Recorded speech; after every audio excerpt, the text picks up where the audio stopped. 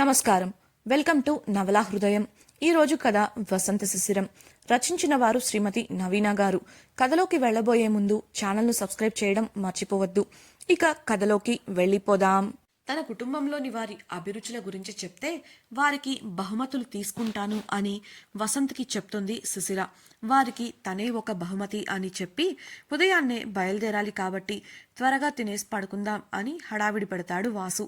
తన గురించిన ఒక నిజాన్ని నేరుగా చెప్పలేదని, రేపు ఎలాగో వస్తే తెలుస్తుందని చెప్పి వాసు కళ్ళల్లో బాధ తొంగి చూస్తుంది. తినేసి గదికి వెళ్ళిపోయిన సుశిర అతడి గురించి ఏ నిజం తెలుస్తుంది, రేపు అతడి కుటుంబ సభ్యులను కలిశాక ఏం జరుగుతుంది అని ఆలోచిస్తుంటే వాసు ఆమె తన గురించి తెలుసుకున్నాక ఎలా స్పందిస్తుందో, ఒకవేళ ఆమె తనని అంగీకరించలేకపోతే అని ఆలోచించాడు. అలా పరిపరి విధాల ఆలోచనలతోనే ఎవరికి వారు నిద్రలోకి జారుకున్నారు. ఉదయాన్నే లేచి వాసు చెప్పినట్లుగా తనకు కావలసినవన్నీ సర్దుకుని సిద్ధమై వాటిని తీసుకుని క్రిందికి వచ్చింది శిశిర. అప్పటికే ఆమె రాక కోసం సిద్ధమై క్రింద ఎదురుచూస్తున్నాడు వాసు. 2 చేతులలో లగేజ్ పట్టుకొని మెట్లు దిగుతున్న శిశిరను చూసి ఆశ్చర్యపోయాడు. తెలుపు రంగు పంజాబీ డ్రెస్లో దానికి తగిన జుంకాలు, గాజులు ధరించి తన పొడవాటి నల్లని జుట్టును చిన్న క్లిప్పు పెట్టి వదిలేసి మెట్లు దిగుతూ దివి నుంచి దిగి వస్తున్న దేవకన్యలా కనబడుతుంది ఆమె. అంతలోనే ఆమె వేసుకున్న దుస్తులను గుర్తుపట్టి మది పులకించగా అతని పెదవులపై సన్నని నవ్వు వికసించింది. అది అదే డ్రెస్ ఆ రోజు హైదరాబాద్లో చార్మినార్ దగ్గర చూసిన అమ్మాయి వేసుకున్నది. ఈమె అని మరోసారి నిరూపణ కావడంతో ఎగిరి గంతులు వేస్తుంది అతడి మనసు. అలానే ఆమెకు ఎదురెళ్ళి ఆమె చేతిలోని లగేజ్ని తీసుకొని ఆమెతో పాటు క్రిందికి వచ్చాడు. అవును, వసంత్ ఆ రోజు చార్మినార్ వద్ద చూసింది శిశిరనే. అతడు తీసిన ఫోటోలను పదే పదే చూసుకునే వసంత్కు ఆ డ్రెస్ బాగా గుర్తుండిపోయింది. ఇద్దరూ కలిసి టిఫిన్ చేసి నిర్మల వాళ్లకు చెప్పేసి కారెక్కారు. పనివాళ్లు లగేజ్ని కారులో పెట్టగానే బయలుదేరారు. శిశిర కిటికీ నుంచి బయటకు చూస్తుంటే వాసు తన దృష్టిని కాసేపు డ్రైవింగ్ మీద, కాసేపు శిశిర మీద ఉంచాడు. ఆ విషయం శిశిర గమనిస్తూనే ఉంది. ఇప్పుడే కాదు, టిఫిన్ తినే సమయంలో కూడా అతని చూపులు తన మీదే ఉన్నాయి. కానీ ఆమె ఏం మాట్లాడకుండా మౌనంగా ఉండిపోయింది. ఆమె వంక ఆరాధనగా చూస్తున్న వాసుకు ఒక్కసారిగా అతని భయం గుర్తొచ్చింది. తన గురించి నిజం తెలిసాక సుశిర తనను ఇష్టపడకపోతే అన్న ఆలోచన వచ్చి అతనిలో టెన్షన్ మొదలైంది. ఆ టెన్షన్ కార్ వేగం రూపంలో సుశిరకు అర్థమైంది. ఒక్కసారిగా పెరిగిన కార్ వేగానికి కంగారుగా అతని వైపు చూసిన శిశిర అతని వ్యవహార శైలిని గమనించి అతడు టెన్షన్ పడుతున్నాడని అర్థం చేసుకుంది. అయితే అంత వేగం మంచిది కాదు అని చిన్నగా వాసుగారు అని పిలిచింది. ఆమె పిలుపుకి అతడు ఆమెను చూసి ఏంటి అనగా కాసేపు ఎక్కడైనా ఆగి వెళ్దామా అని అడిగింది. ఏమైంది, ఏదైనా సమస్య, పక్కకు కారాపమంటావా అని అడిగాడు ఆందోళనగా. ఆమె అవునని తల ఊపడంతో కార్ని రోడ్డుకు ఒక ప్రక్కగా తీసుకెళ్లి ఆపి ఏమైందని అడిగాడు. ఆమె అతనికి నీళ్ల బాటిల్ని అందిస్తూ మీరు బాగానే ఉన్నారా అని అడిగింది. ఎందుకలా అడిగావు అన్నాడు బాటిల్ తీసుకుంటూ. ఏదో టెన్షన్లో ఉన్నట్టున్నారు, కాస్త రిలాక్స్ అయ్యాక వెళ్దాం అన్న ఆమె మాటలకు తాను టెన్షన్ పడుతున్న విషయం ఆమెకు తెలిసిపోవడం వల్ల అలా చేసింది అని అర్థం చేసుకున్నాడు. కాసిన్ని నీళ్లు తాగి తనని తాను ప్రశాంతంగా ఉండేలా నియంత్రించుకోవడానికి ప్రయత్నించాడు. అతన్ని అలా చూసిన శిశిర మీరు దేని గురించి అంతలా టెన్షన్ పడుతున్నారు, అంతా బాగానే ఉంది కదా అంది అనుమానంగా. అలా అడిగిన ఆమెను మనసులో నీ గురించి అని నీకెలా చెప్పను అనుకుంటూ చూస్తూ ఉండిపోయాడు. అతని చూపులకు ఐఎమ్ సారీ, పంచుకుంటే కాస్త ప్రశాంతంగా ఉంటుందని అడిగాను అంతే, మీకిష్టం లేకపోతే చెప్పవద్దులే అని తలదించుకొని చెప్పింది శిశిర. గట్టిగా శ్వాస తీసుకొని వదిలిన వాసు ధైర్యం తెచ్చుకొని అతడి ఎడమ చేతి వేళ్లను ఆమె కుడి చేతి వేళ్లను పెనవేశాడు. అంతేకాకుండా ఆమె తన నుంచి దూరంగా పోతుందేమో అన్న కంగారును మాటల్లో చెప్పలేక ఆమె చేతిని గట్టిగా పట్టుకున్నాడు. అతడి చర్యకు తనలో కంగారు పెరిగినప్పటికీ అతడు టెన్షన్ తగ్గడం కోసం అలా చేస్తున్నాడని అనుకుని ఏం మాట్లాడకుండా అతన్ని చూసి మొహమాటంగా నవ్వింది శిశిర.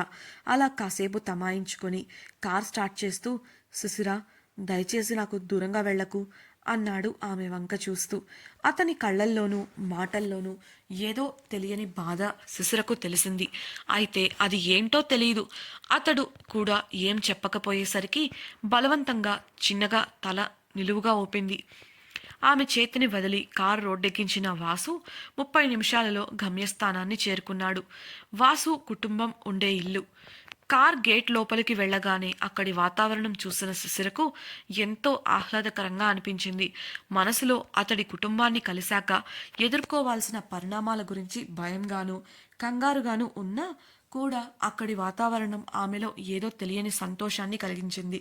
దాదాపు 10 ఎకరాల స్థలంలో చుట్టూ ఎత్తుగా ప్రహరీ గోడ, ఆ స్థలానికి మధ్యలో ఒక పాతకాలపు పెద్ద మండువా ఇల్లు. దాంతోపాటు పక్కనే చిన్న చిన్న నిర్మాణాలు కూడా ఉన్నాయి. ఇంటి ముందు నుండి గేటు వరకు చెట్లు పూల మొక్కలతో ఎంతో అందంగా ఉంది ఆ దృశ్యం. లోపలికి వెళ్తూనే శిశిర ముఖంలో మారుతున్న హావభావాలను గుర్తించి చిన్నగా నవ్వుకున్నాడు వాసు. సరిగ్గా వాకిలికి కాస్త దూరంలోనే కారాపి శిశిరను దిగమని చెప్పాడు. శిశిర కూడా దిగి లగేజ్ తీయడంలో వాసుకు సాయం చేసింది. ఆ సమయంలో తన డ్రెస్కి మరక అంటుకోవడం గమనించిన వాసు ఆ విషయం శిశిరకు చెప్పాడు.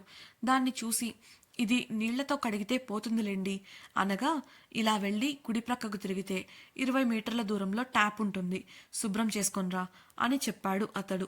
ఆమె అటువైపు వెళ్ళబోతుండగా, శిశిర నేను ఇలాగే లోపల పెట్టేస్తాను, నువ్వు క్లీన్ చేసుకొని వచ్చేసాయి అని చెప్పి శిశిర తల ఊపడంతో లోపలికి వెళ్ళిపోయాడు వాసు. పొద్దున్నే కావడంతో ఇంకా ఎవ్వరూ లేవలేదు. పూజ గది శుభ్రం చేసి బయటకు వచ్చిన వంట మనిషి గౌరీ అతడికి ఎదురుపడి సంతోషంగా పలకరించింది. మీ గది సిద్ధం చేశాం బాబు, ఆ లగేజ్ ఇలా ఇవ్వండి అంటూ చొరవగా వాసు నుంచి కొంత లగేజ్ తీసుకొని అతడిని గది వైపు తీసుకెళ్ళింది. గదిలో లగేజ్ పెట్టేసి నేను కాఫీ తీసుకొస్తాను అని చెప్పి గౌరీ వెళ్ళిపోగా వాసు బయటకు వచ్చి తన వాళ్ళు కనబడటంతో పలకరించి మాటల్లో పడ్డాడు. ట్యాప్ దగ్గర డ్రెస్ శుభ్రం చేసుకున్న శిశిర మరక పూర్తిగా పోయాక ఇంట్లోకి వెళ్లాలని వెనుతిరిగింది. ఇంతలో ఏవో మాటలు వినిపించి ఎవరా అనుకుంటూ ఆ మాటలు వస్తున్న వైపు వెళ్ళింది. తోటలో ఉన్న ఫౌంటైన్ వద్ద ఒక చిన్న పాప అటు తిరిగి కూర్చుంది. ఆ ఫౌంటైన్ మధ్యలో కాళింగ నర్తన చేస్తున్న కృష్ణుడి విగ్రహం. ఆ కృష్ణుడికి అభిషేకం చేస్తున్న యమునా జలంలాగా ఫౌంటైన్ యొక్క నీటిధారలు, కృష్ణుడి మెడలో అలంకరించిన కలువ పూలమాల, ఆ తోటలోని ఉదయపు వాతావరణం మరింత వన్ని తెచ్చాయి. ఆ పాపను చూడాలని ఆమె దగ్గరకు వెళ్తున్న శిశిరకు ఆ పాప ఎవరి మీదో కోపంతో గొణుగుతూ ఆ ఫౌంటైన్ గట్టున కూర్చొని కృష్ణుడితో మాట్లాడుతూ గడ్డం క్రింద ఒక చేయి పెట్టుకొని మరో చేతితో ఫౌంటైన్ నీళ్లలోకి రాళ్లను విసురుతూ కనిపించింది. ఇంకా దగ్గరకు వెళుతున్న శిశిరకు ఆ గొంతు ఆమెకు సుపరిచితం అనిపించింది. ఆ పాప ప్రక్కకు వెళ్ళి నిలబడిన శిశిర ఆశ్చర్యంగా చూస్తుండగా తన పక్కన ఎవరూ నిలబడడం చూసిన ఆ పాప తల ఎత్తి చిత్రంగా చూసింది. గదిలోంచి బయటకు వస్తూ వాసుని చూసిన కిషోర్, ఎంతసేపైంది మామా వచ్చి అన్నాడు భుజం మీద చేయి వేస్తూ. పక్కన ఉన్నవారు ఇదిగో ఇప్పుడే అనడంతో, అవునా, ఇంతకీ నువ్వొక్కడే ఉన్నావు, మా సిస్టర్ ఎక్కడా అని అడగడంతో మిగతా వారు కూడా అతని వంక చూశారు. వస్తుంది, బయటే ఉంది అని సమాధానం ఇస్తున్న వాసు అప్పుడే మెట్లు దిగి వస్తున్న ఒక నడివయస్సు మహిళను చూసి ఆనందంగా ఆమె దగ్గరకు వెళ్ళాడు. ఎలా ఉన్నారమ్మా అంటూ ఆమెను గట్టిగా హత్తుకున్న వాసును ఆమె వెనుకే ఉన్న ఒక అమ్మాయి దూరంగా నెట్టేసింది. అంతేకాకుండా నీ మీద మేమంతా కోపంగా ఉన్నాం అంటూ కోపంగా మొహం పెట్టి సైగ చేయడంతో ఆ మహిళ వైపు చూశాడు వాసు. వారంతా తనపై ఎందుకు కోపంగా ఉన్నారో కూడా అతనికి తెలుసు. ఆవిడ కూడా మొహం తిప్పేసుకోవడంతో ఆమెను బుజ్జగిస్తూ, మా మంచి అమ్మవు కదూ, నాకు మాత్రం మీ అందరి సమక్షంలో పెళ్లి చేసుకోవాలని ఉండదా చెప్పు, పరిస్థితులు బాగోక అలా జరిగిపోయింది అన్నాడు. వాసు ఇరకాటంలో పడటాన్ని చూసి, రోజు మమ్మల్ని ఆడుకుంటాడుగా, ఇవాళ దొరికాడు అని మనసులో అనుకుంటూ, అమ్మా అస్సలు తగ్గద్దు, వదిలేదే లేదు అని చెప్పి దర్జాగా సోఫాలో కూలబడి ఆ దృశ్యాన్ని చూసి ఎంజాయ్ చేస్తున్నాడు కిషోర్. కిషోర్ అన్న మాటలకు అతని వంక గుర్రుగా చూసిన వాసు ఆమెను ఇంకా బ్రతిమలాడుతూ, ప్లీజ్ అమ్మా, అయినా నా సంగతి మీకు తెలుసు కదా, మా పెళ్లి జరిగిన సిచ్యువేషన్ కూడా నీకు తెలుసు, అయినా ఇలా చేయడం ఏం బాలేదు అన్నాడు దీనంగా. దాంతో వాసు దీనంగా ఉన్న ముఖాన్ని చూడలేక ఆవిడ కాస్త కరిగి అది బయటకు కనపడనివ్వకుండా అతని చెవి మెలిపెట్టింది. వసంత్ నొప్పికి అబ్బా అంటుంటే అక్కడున్న వారంతా ఇంకా గట్టిగా మెలిపెట్టమంటూ ఆమెను ప్రోత్సహించారు. పక్కనే ఉన్న అమ్మాయి, పెళ్ళంటే సరే, పెళ్ళై 2 నెలలు అవుతుంటే కనీసం మమ్మల్ని చూడ్డానికి కూడా రాలేదు, ఇంతవరకు తనను ఇక్కడికి ఎందుకు తీసుకురాలేదు, ఇప్పుడు కూడా లింగులింగుమంటూ ఒకడవే వచ్చావు అని సైన్ లాంగ్వేజ్లో అనగా, ఆలస్యమైనందుకు క్షమించండి, కానీ తనను నేను తీసుకొచ్చాను, బయట ఉంది అని చెప్పాడు వసంత్. ఆడవాళ్ళిద్దరూ ఆశ్చర్యంగా ఒకరి ముఖాలు ఒకరు చూసుకుంటూ ఏది చూపించమన్నట్లుగా అతడిని గుమ్మం దగ్గరకు తీసుకెళ్లారు. గుమ్మం బయట ఎవరూ కనబడకపోవడంతో ఎక్కడా అని అడిగింది ఆ అమ్మాయి వసంత్ ఇంకో చెవి మెలిపెడుతూ. వస్తుంది తల్లి, డ్రెస్ శుభ్రం చేసుకోవడానికి ట్యాప్ దగ్గరికి వెళ్ళింది, కాస్త ఆగు అన్నాడు నొప్పికి విసుక్కుంటూ. వారి చుట్టూ ఇంకొంతమంది కూడా గుమిగూడారు. కాస్త కుదుటపడిన వాళ్లను చూస్తూ, నా పెళ్లి విషయంలో ఐఎమ్ రియలీ సారీ అని చెవులు పట్టుకొని సిన్సియర్గా క్షమాపణలు అడిగాడు వసంత్. అతడిని అలా చూసిన వారి మనసు కరిగిపోయింది. నడివయసు మహిళ వసంత్ చెంపపై ఆప్యాయంగా చేయి వేసి చిన్నగా నవ్వింది. దాంతో మిగతా వారు కూడా శృతి కలిపారు. కిషోర్ మాట్లాడుతూ, ఇంకాసేపు ఉండొచ్చు కదమ్మా, రోజు ఆఫీస్లో చావు కొడుతున్నాడు, కాసేపు చూసి ఎంజాయ్ చేసేవాడిని అన్నాడు చిన్నబుచ్చుకున్నట్లు. అందరూ నవ్వగా వసంత్ పదునైన చూపుకు సైలెంట్ అయిపోయి, నన్ను ప్రకృతి పిలుస్తోంది, వెళ్ళొస్తా అంటూ జారుకున్నాడు కిషోర్. నడివయసు మహిళ మాట్లాడుతూ, మేమైతే క్షమించాం, కానీ అసలు మనిషి క్షమిస్తారో లేదో తెలీదు, చూసుకో నువ్వే అంది కొంటెగా నవ్వుతూ వసంత్తో. పక్కనే ఉన్న అమ్మాయి సైగ చేస్తూ, అవునవును, చిట్టి రాక్షసి అస్సలు వదలదు, ఎలా బుట్టలో వేస్తావో మేము చూస్తాం అనగా నిట్టూర్చి, ఇంతకీ ఎక్కడాది అడిగాడు వసంత్. ఏమో, నువ్వు వస్తున్నావని ప్రొద్దుటెప్పుడో లేచింది, ఎక్కడుందో ఏంటో, నువ్వు వదినతో వస్తున్నావని చెప్తే తనని కొట్టేస్తా అంటూ కర్ర సిద్ధం చేసి పెట్టుకుంది అంది ఆ అమ్మాయి. వామ్మో, ఇది చేసినా చేస్తుంది అనుకున్నాడు వసంత్. ఇంతలో ప్రక్కకు చూసిన వసంత్ ఆశ్చర్యపోతూనే, అదిగో తనే శిశిర అని చూపించాడు. ఒకవైపు కాస్త దూరంలో వారికి ఎదురుపడిన దృశ్యాన్ని చూసి ఆశ్చర్యపోయారు అక్కడి వారంతా. ఆ గుంపులో ఒకరు, ఇదేంటి కర్రతో కరగదీస్తా అని ప్రగల్భాలు పలికిన పిల్లి పిల్లల శత్రువు చంకలో ఒదిగిపోయింది అన్నారు. వసంత్ ముందు కాస్త కంగారు పడినప్పటికీ వారి ముఖాలలో సంతోషం చూసి కాస్త సంతోషించాడు. ఆ పాప దగ్గరకు వెళ్లిన శిశిర ఆమెను స్వీటీగా గుర్తించగా, స్వీటీ కూడా శిశిరను గుర్తుపట్టింది. హైదరాబాద్లో జరిగిన సమ్మిట్లో వారు కలుసుకున్నారు. కలిసింది ఒక్కసారే అయినా ఒకరికొకరు బాగా గుర్తుండిపోయారు. చిరునవ్వుతో ఎత్తుకోమంటూ చేతులు చాచిన స్వీటీని సంతోషంగా ఎత్తుకుంది శిశిర. ఇప్పుడు స్వీటీని ఎత్తుకొని నవ్వుకుంటూ వస్తూ గుమ్మంలో ఉన్న వారికి కనిపించింది శిశిర. స్వీటీ శిశిరతో కలిసిపోయి కబుర్లు చెబుతూ కిలకిలా నవ్వుతోంది. అంతలో గుమ్మం దగ్గరకు చేరగానే వసంత్ని చూసిన స్వీటీ నవ్వడం ఆపేసి కోపంగా బుంగమూతి పెట్టింది.